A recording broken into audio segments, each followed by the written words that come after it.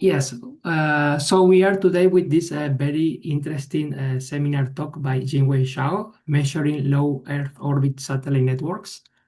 He's a PhD student in computer science at the University of Victoria, Canada, advised by Dr. Jianping Pan.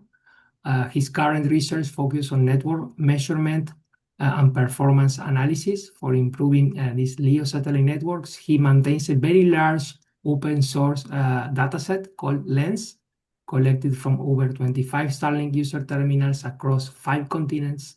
His current research expands to Eutelsat OneWeb, conducting cross-layer measurements to understand OneWeb's latency and also handover performance by collecting and correlating user terminal, satellite antenna signal, and ground station locations. So now, yes, I think we are ready to go. Jinwei, the floor is yours. Okay, thanks. Good afternoon, everyone. My name is Jinwei Zhao. As Professor Pablo introduced, I'm currently a second-year PhD student in the Department of Computer Science at UVic. I obtained my master's in computer science at UVic in 2023. And my current research interests include network measurement on LEO satellite networks, including Starlink and OneWeb, and also network multimedia systems such as adaptive video streaming. So as we all know, satellite internet is not new. It's been existed for a couple of decades, but traditionally satellite operators, they use satellites in the geostationary orbit, which introduces very high propagation delay. And in recent years, LEO satellite networks have become much more popular as they are positioned in much lower orbits, thus providing significantly lower latency. And also the launch cost of satellites have been reduced significantly thanks to the reusable rocket technology. And so LEO satellite networks can provide much higher throughput for each user, enabling many application scenarios such as video streaming and real-time applications like video conferencing to be more feasible. So currently, the largest LEO satellite operators is operated by Starlink, SpaceX, and Starlink currently has more than 9,000 operational satellites in orbit. Starlink initially targets consumer markets, but now they are also expanding to different enterprise and business users. And it has more than 8 million users as of right now in more than 150 countries. And its latency can be as low as 20 milliseconds in well-covered regions. For example, in the Greater Seattle region in Victoria here, we normally see latency can be as low as 15 to 20 milliseconds. And for the throughput, different subscription plans and different user terminals, they have different capabilities, but most of the time it can reach 200, 300 megabits per second downlink and about 20, 30 megabits per second of uplink. And for the OneWeb, it's the second largest LEO constellation with about 650 satellites in orbit. But different from Starlink, OneWeb mainly targets enterprise and government users. And it has very different satellite constellation topologies, and the ground segments is very different. And because it mostly targets enterprise and government users, previously researchers have very limited understanding of the real-world performance of OneWeb. So as I will introduce later, we recently have a paper on measuring the OneWeb performance. And there are other operators, for example, Amazon LEO, previously known as Project Kuiper. It started launching satellites this year, and now it has about 180 satellites in orbit. And for Amazon, its unique advantage is it will provide direct access to AWS and also private network interconnect for enterprise users, but it also targets regular consumers as well. And finally, the Canadian company Telesat, it has also plans to build the Lightspeed constellation, but unfortunately, the progress of Telesat Lightspeed is a little bit behind schedule, and they plan to deploy a couple of so-called Pathfinder satellites in December 2026, and hopefully to launch more satellites in the coming year. So here is an illustration of Starlink versus OneWeb satellite constellations. As you can see, their constellation topology is very different. Most of the Starlink satellites, they are in the 53 inclination orbits at 550 kilometers. But for OneWeb, the OneWeb satellites are in 12 near polar orbits at 87-degree inclination orbits. And Starlink satellites, most of them, they have inter-satellite links capabilities, but for OneWeb, at least the current generation of OneWeb satellites, they do not have ISL capabilities. And we have observed that for Starlink, the latency performance has some very interesting characteristics. For example, it performs regular user terminal to satellite handover every 15 seconds. Not only that, the handover is globally synchronized for user terminals around the world, and the handover timestamp is fixed at 12, 27, 42, and 57 seconds of every minute. Although not every handover will necessarily reassociate the user terminal to a different satellite, but the handover happens. So even the user terminal stays connected to the same satellite, it might also have the beam handovers as well. And also, most recently, Starlink published an update related to its potential dynamic beam switching behavior within each time slot to avoid obstructions.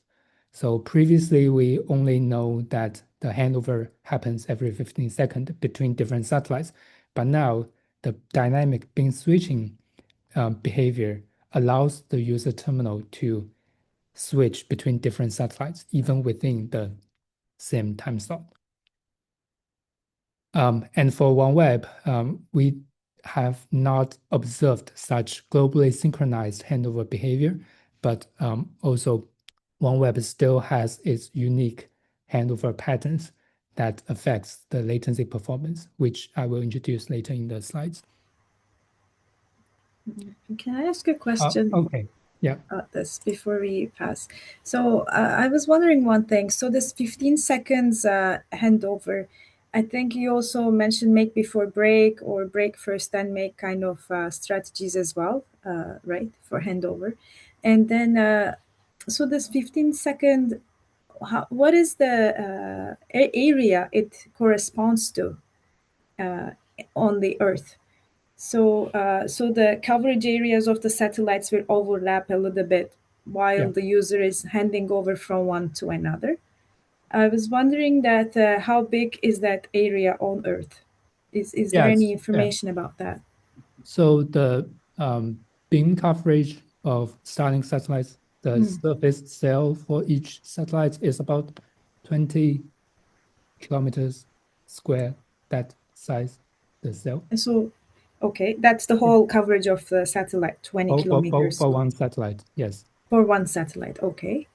And in each surface cell, there could be multiple satellites serving the same cell with different beams. But of course, for each user terminal, there's a primary beam and there's a backup beam. So most of the time, if there's no obstruction, the user terminal stays connected to the primary beam. But if the if there's obstruction or if the user terminal is in motion on vehicles, the user terminal could use the dynamic beam switching capability to switch to some different satellite in the same surface. And as the handover happens, so does the beam? I'm trying to ask about overlapping beams Yeah. or the coverage areas. So, and the satellite is moving too, right? So as Yeah. it's passing over the user, how much overlap is allowed between two coverages of one satellite to another? Oh, If okay. it's on top of your mind, if not, it's okay. I was just curious. Yeah. Regarding that, I do not have a specific answer Yeah, to it's a bit that. of a detail, but I was just wondering. Yeah. Thank you very much, though. This is very good information. Okay. Thanks. And of course, in order to use either Starlink or OneWeb services, each user need to purchase the corresponding user terminal or dish. For Starlink, over the years, they have been manufacturing many generations of their dishes in-house by themselves for different purposes. So here we can see there are many different generations of Starlink user terminals. And each dish has some diagnostic information, although sometimes limited information via its gRPC interface. I saw see. there's a question. Yeah, there is a question. Ivo? Yes, thank you. So you just mentioned that there is a coverage of a beam about 20 kilometers squared, which would imply that the radius of the beam is about 2.5 kilometers. Are you sure that's correct? Because as far as I know, it's about 10 times larger than that in terms of radius. The diameter is about 48 to 50 kilometers. The 2.5 kilometer would be really, really small. Yeah, maybe I will double check and yeah, thanks for Okay, the thanks. information.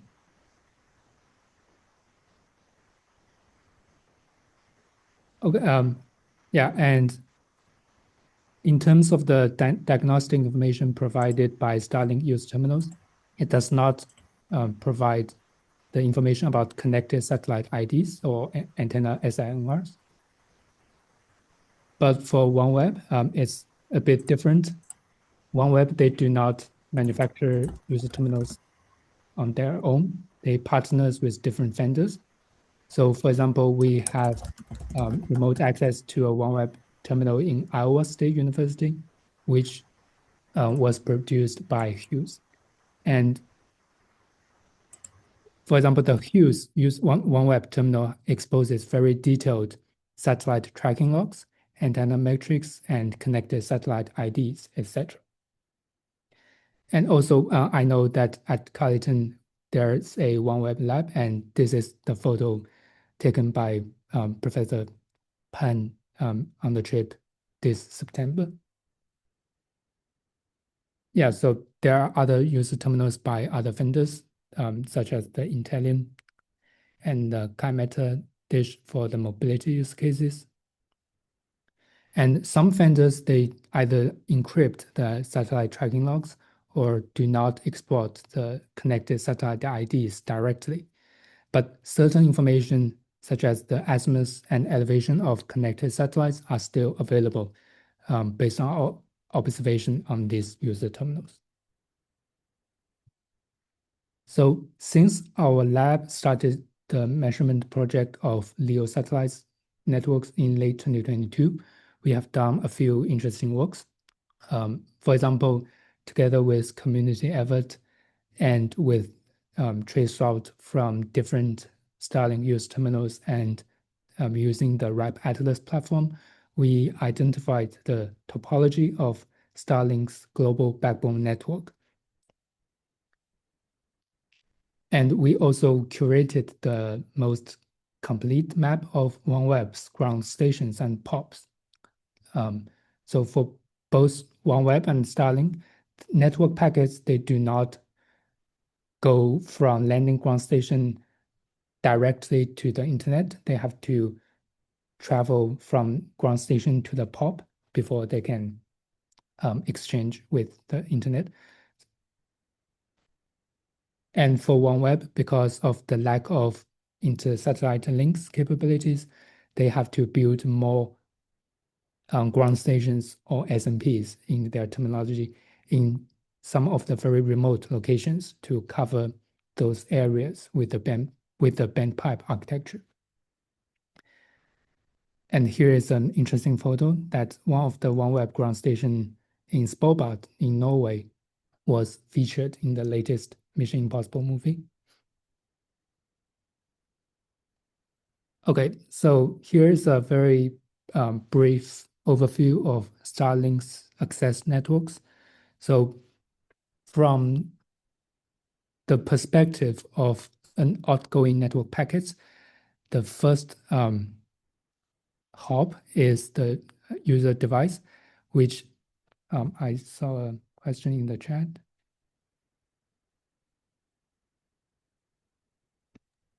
Oh, it's not a question, just clarification. Thanks. Sorry. So each user device has LAN IP address allocated from the Starlink router, and the router is always available at 192.168.1.1, and it has a WAN address unique per user dish. By using Starlink uses CGNet for IPv4, but they also support native IPv6 networks. So the user terminal, the Starlink user router, their IPv6 address is always reachable from the outside internet.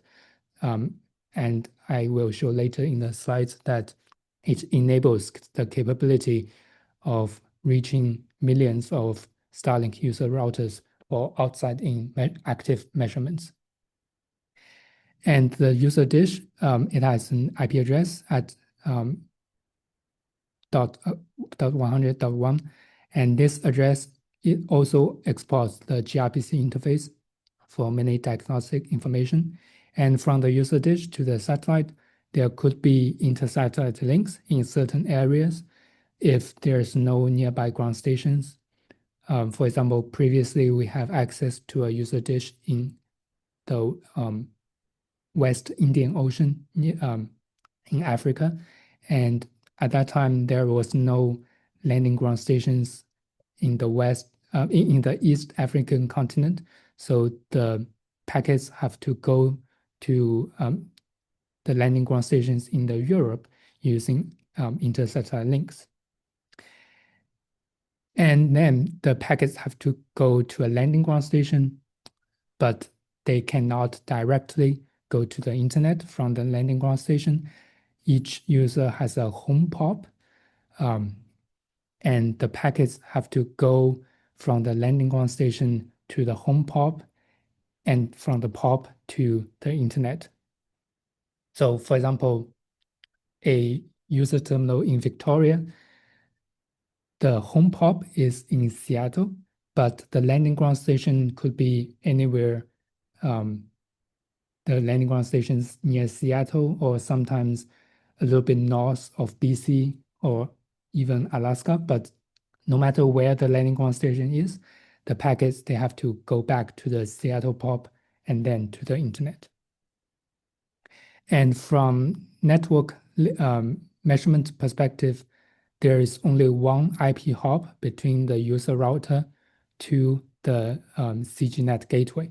So the satellites and the inter-satellite links, they are transparent to up-layer protocols and applications. So here's an incomplete list of some of our works. And today I'm going to introduce a few of them. So the first one I'm going to introduce is one of our latest paper about measuring the OneWeb network, published in TMA this year. So when we first measure the latency from the OneWeb user terminal in Iowa with its measuring the latency of the satellite link, we observed some very interesting pattern. So previously, we have another OneWeb user terminal in Alaska, and that OneWeb terminal is associated with a Seattle POP. And for this Iowa dish, its POP is in Ashburn in the east coast of the US. So we saw there is a bimodal pattern in the latency distribution. And as I mentioned, the network packets have to go to the home POP. So in order to understand the latency distribution of the bimodal pattern, we collected many different metrics. In addition to the latency, we collect the connected satellite IDs and also the antenna SNR from the user terminal's diagnostic information. And if we correlate them together, we see the minimum RTT is relatively stable across different handover events. So for example, here we see in the first and the second time slot, when it's associated with different satellites, although there are some fluctuations in the latency, but the minimum RTT is relatively stable at about 70 milliseconds. And there are some latency spikes when the interbeam handover or the intersatellite handover event happens. But the more interesting thing is the staircase-like bimodal pattern of the minimum RTT. And we can see that it can happen between different satellites. For example, between the third and the fourth time slot, but it can also happen within the same time slot when it was associated with the same satellite in the third time slot. So to understand this, we have to correlate with the relative locations of satellites and landing ground stations. So here's a snapshot of the relative locations from the previous figure. So as we can see, at this moment,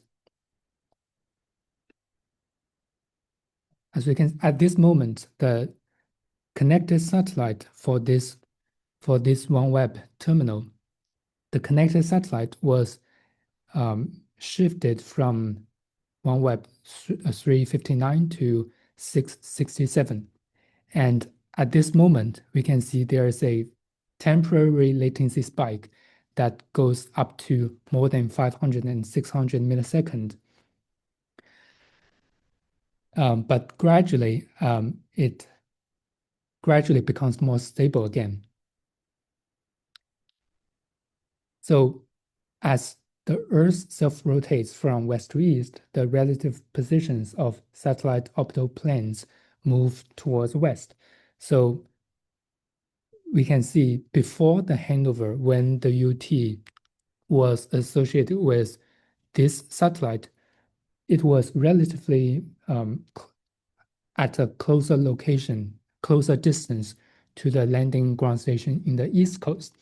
So in this case, the packets goes from the terminal to the satellite and then to the landing ground station to the East Coast, and then using the terrestrial fiber to its POP. But after the handover, when it was associated with this satellite, and later, because this satellite is at a much closer location to the landing ground station on the West Coast, but it cannot go to the internet directly.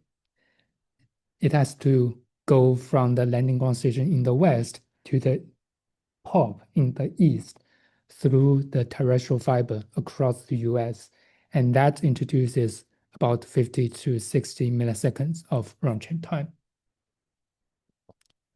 And this is and this shows only one possible handover patterns between ground stations. But we can see as well, it could happen when it was associated with the same satellite, particularly if this satellite is, the relative location is right before the handover between different satellites. So, and also this happens because the user terminal is at a location that is relatively in the middle of the US. So the connected satellites for this user terminal could potentially connect to different landing ground stations. But in some other places, if the user terminal, for example, is in the east coast of the US, then most of the time the connected satellites for this user terminal would only connect to the landing ground stations in the East Coast. Jinwei, I have a question here in the chat, Yeah. like how this point of presence are, if you know how they are selected and what would be the selection metrics. Yeah. So for both Starlink and OneWeb, the POP is kind of predefined or kind of fixed for a user. So take Starlink, for example, the POP assignment is mostly based on the your location to the POP. So they roughly divide the world based on the locations to different POPs, but they also consider the, for example, the user density, the population in different areas, and different POPs, different IXPs, they have different capacities. So for fixed site users, it's mostly based on the location, the distance to the POP. But for mobility users, for example, if the user terminal is installed on airplane or on a cruise ship, when it was traveling in the air or in the ocean, cross different POP boundaries, the user terminal could switch to a different POP in those spatial cases. And in those cases, like this selection, do you know how it is performed? Like selection of the new POPs? Yeah. So, for example, even when you travel across the US, when you cross POP boundaries, first of all, the IP address of your user terminal will change. So that could affect applications that if they, for example, if it's right in the middle of a session because of the IP change, then the connection will break and reconnect. And for airplanes and cruise ships, especially for airplanes nowadays, Starlink has the capability to keep the IP address the same when the airplane cross different POP boundaries. But internally, it's kind of anycast, but on the user side, that it is still associates, it still switches between different POPs, but the IP keeps the same. So the connection could stay connected and not breaking the connections. Perfect, very clear. Thank you. Okay. So here shows the heat map. So if we zoom out our observation to a longer duration, we can see in this heat map is based on a 24-hour measurement. We can see the latency, the bimodal pattern happens periodically, and also the phase in each hour is shifting because of the relative positions of the satellite optical planes is shifting. And this pattern introduces because the satellite optical planes, the satellite movement, they are periodic and they can be predicted. And if we know that the user terminal would experience this latency pattern periodically, we can use some learning-based algorithms to um, to optimize the application based on their specific requirement. So even in some cases, if we bound different user terminals, or for example, bound OneWeb with cellular network, for example, and for example, if the application requires low latency, we can load balance between different network passes based on the requirement. And because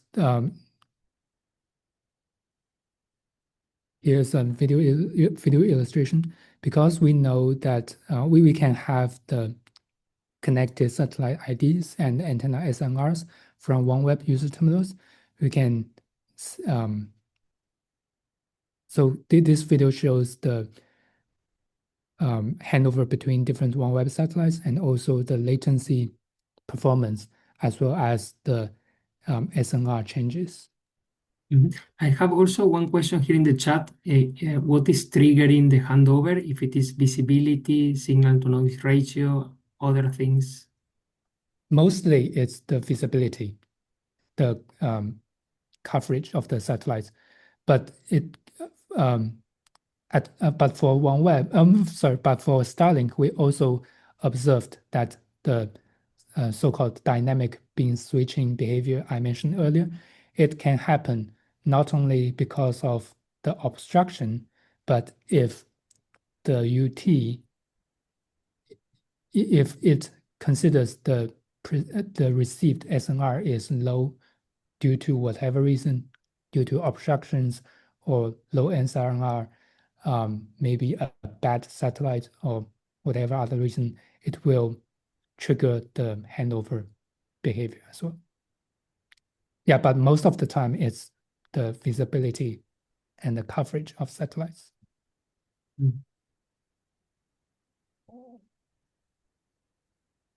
Also, one question I have is, you mentioned that this bimodal distribution of latencies is Yes. mainly because of not having ISLs for OneWeb. Is that right? Yeah. So then for Starlink, you see less of these bimodal distributions, or it also can happen there where you do have ISLs? Yeah, so actually there are two reasons. One reason is that the number of ground stations for OneWeb is much fewer than Starlink. So for example, if OneWeb has more landing ground stations, then probably in that case I mentioned, the packets could land at a ground station that is much closer to the POP. So the terrestrial, the ground segment would not introduce that significant of latency. And also because of the lack of intersatellite links, if it has ISLs, then the packet can use ISL to a landing ground station closer to the POP that will not introduce that significant of latency.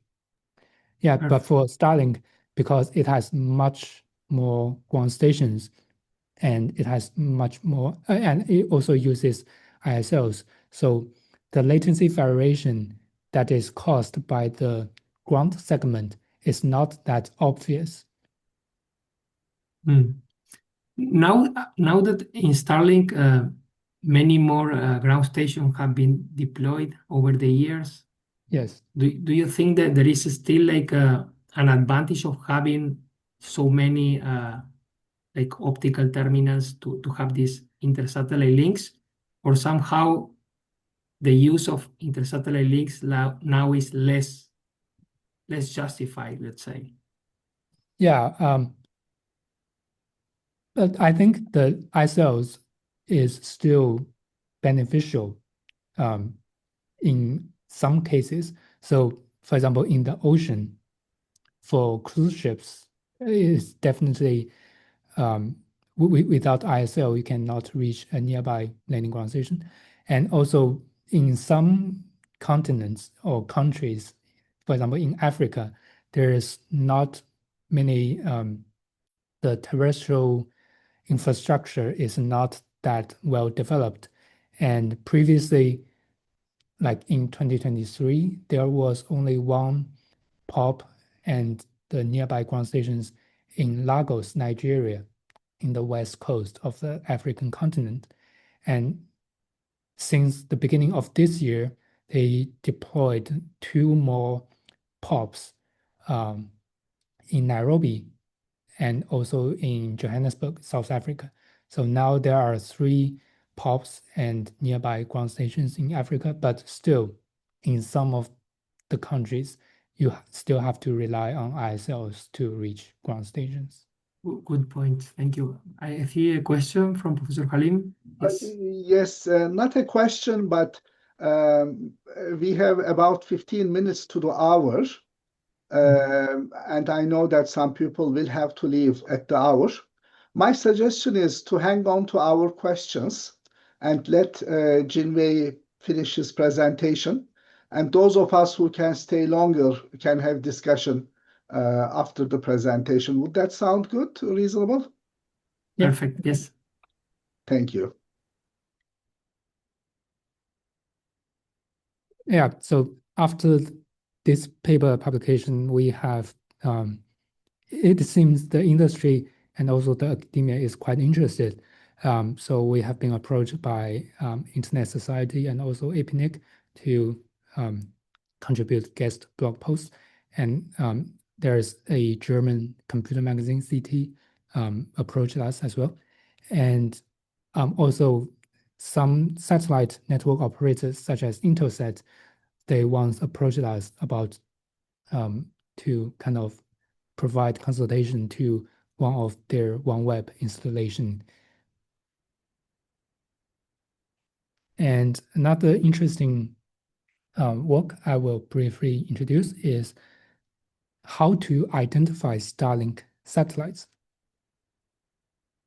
So as I previously mentioned, the Starlink has the obstruction map, and the as we can see here, the obstruction map is provided in the mobile application to help users to identify the obstructions so users can adjust their installation to avoid obstructions. But and it is also available through the gRPC interface. But by using the obstruction map, we can kind of find out the trajectory of the connected satellites if we XOR the adjacent obstruction maps. So as we can see here. And if we correlate the satellite trajectory with the TOE data, and also considering the trajectory of the satellites, we can identify which satellite the user terminal is currently connected to.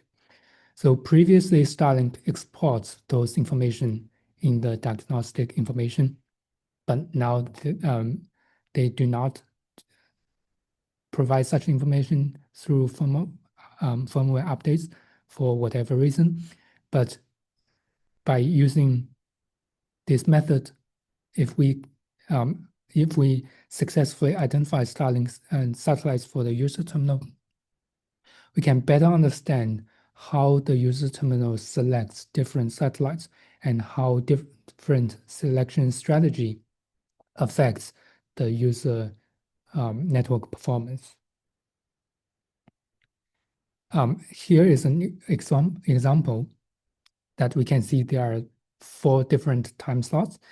And in the first 2 time slots, the blue one and then the green one, and then it switches to another satellite moving in this direction as shown in red, and then it switched to another satellite. And actually, the second and the fourth time slot, they are they are actually the same satellite. So in this case, we can see even though the satellite is still within the field of view of this user terminal, but the third handover, the third time slot is somehow, we can say, unnecessary, that introduces more latency fluctuations. But also we have seen that over the past year, Starlink is also improving their satellite selection strategy. So previously it was more like randomly selecting different satellites from the field of view, but nowadays the user terminal tends to stay connected with the same satellite as long as possible if the satellite is still within the field of view. And previously, Starlink also exports the SNR information early this April, but they quickly removed that. But still, we have published a tool to use the methodology I mentioned earlier to identify connected satellites for different user terminals.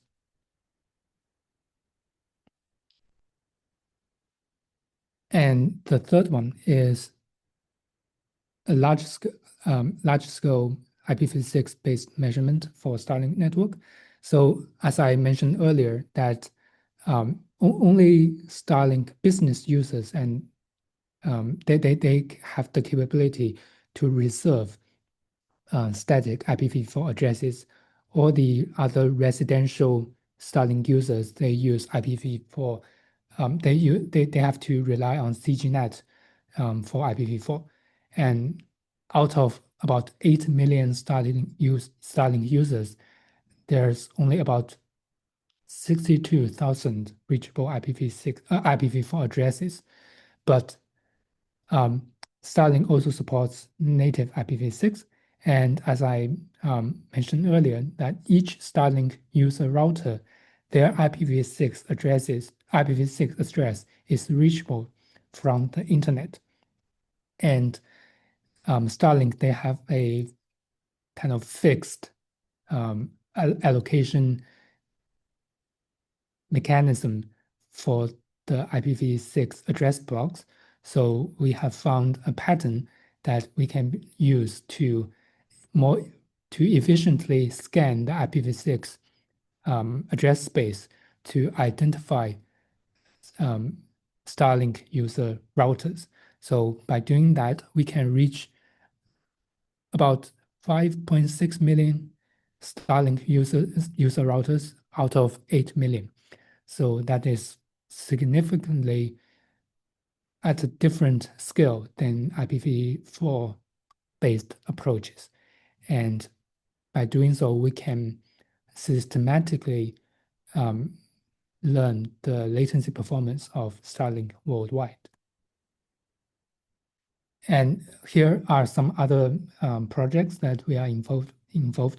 For example, one of the Starlink dish is installed on a school bus. So this is a indigenous community that the kids, they have to take the bus every day. That's about 2 hours one way every day to attend school. And in this area, the terrestrial fiber, the cellular coverage is not that good. So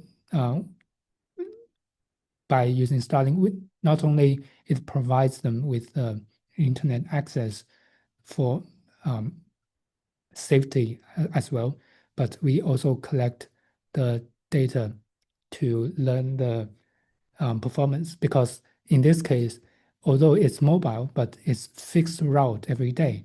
And if we can analyze and predict, analyze the historical data, we can kind of predict the performance and which will benefit some applications. And most recently, we are building a cross-country LEO testbed, and the goal is we have at least one Starlink user terminal in every Canadian provinces and territories, and now we have already covered every region, although some of them are still pending installation.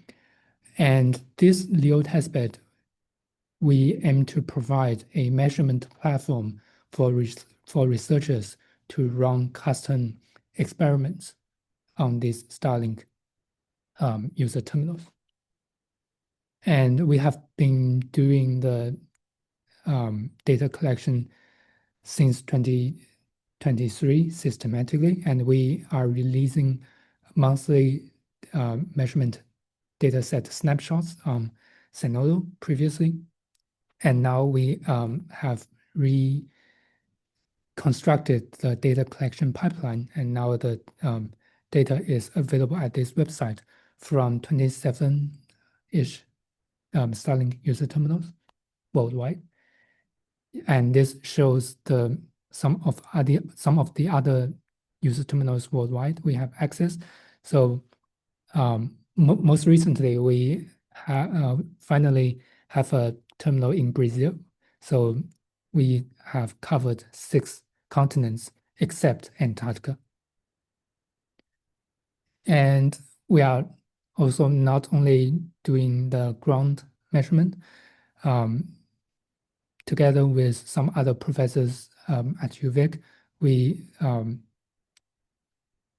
one of the project PolarLink is funded by DRDC to build a test CubeSat that aims to have the capability to communicate with different LEO constellations using optical links. I saw another question in the chat. There was one asking if the user terminals are aware of the position of the satellites. Yes.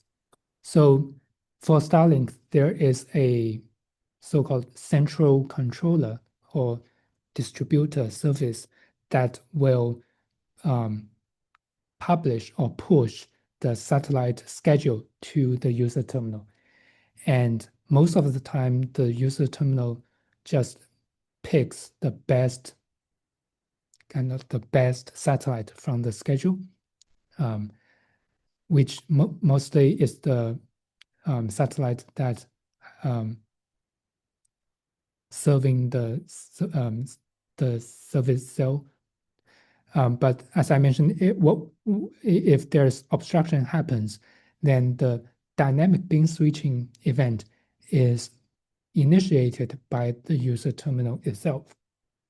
So it will pick another satellite from the schedule, from the list to, and possibly it could attempt multiple different satellites if the obstruction still occurs on some of the beam switching attempts. Okay, so that's the end of my slides. So if you have questions, you can reach out to me and also Professor Pen for questions or collaborations. So any other questions regarding the slides?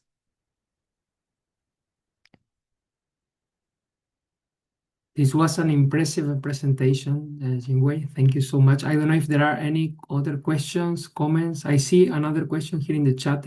Can one satellite host multiple beams? Yes, each satellite has multiple beams. Yes.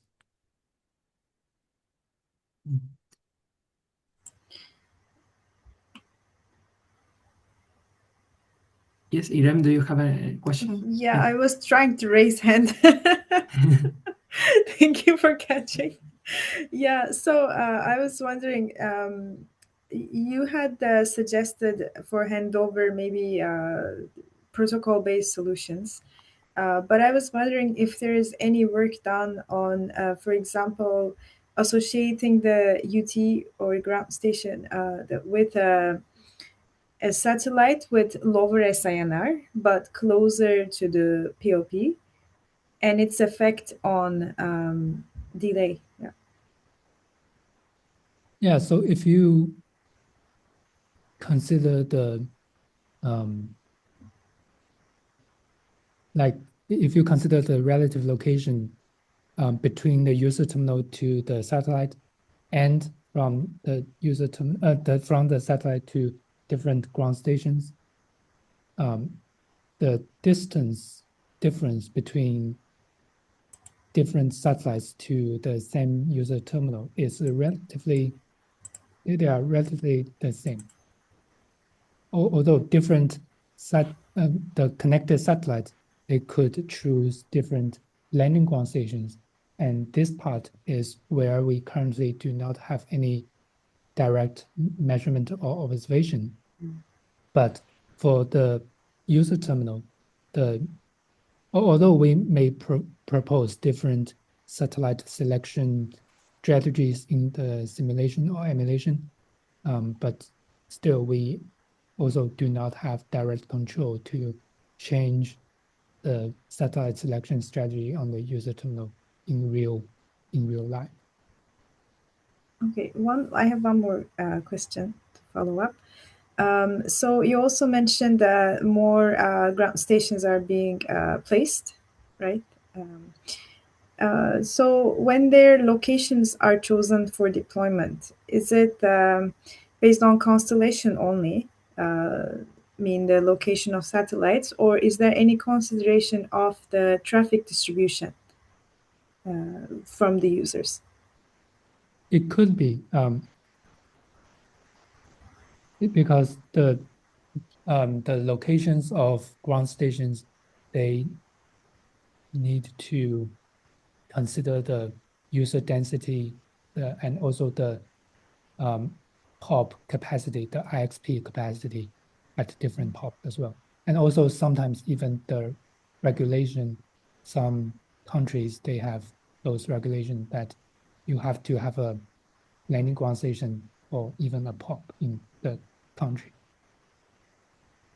Okay, thank you very much. Really great presentation. Thanks.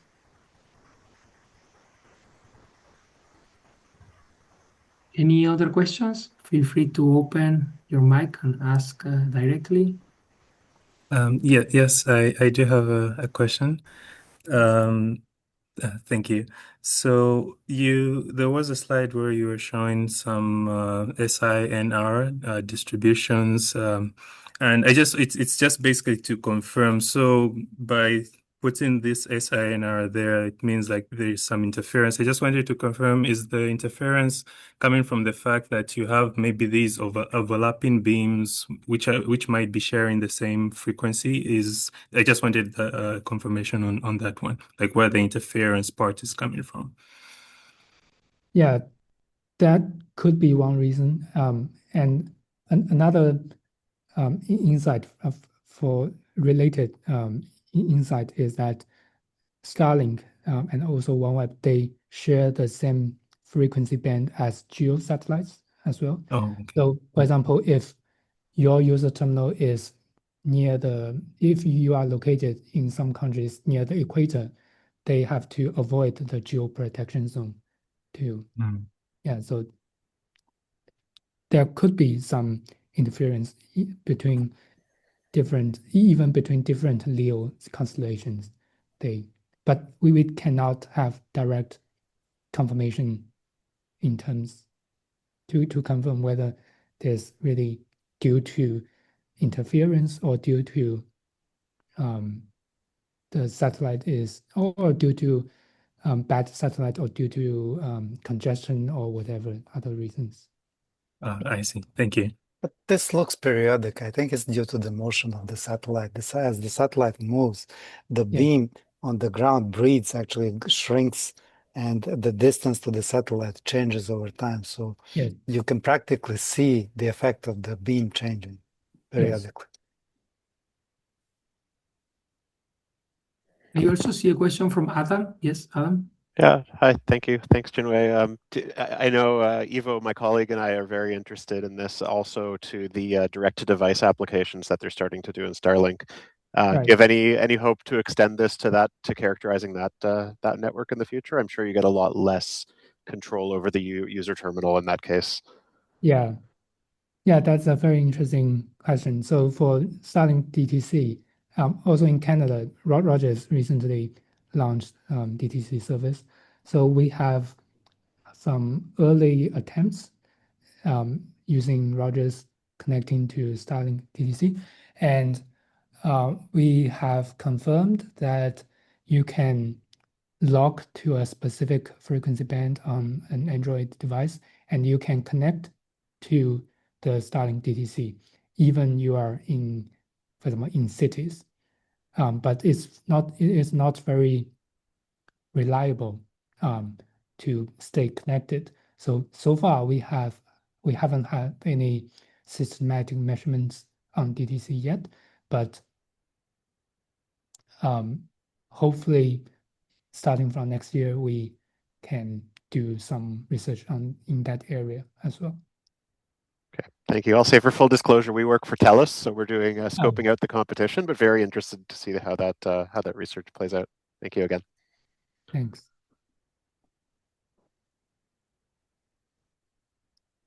Any other questions? Feel free to ask. We have maybe 1 minute.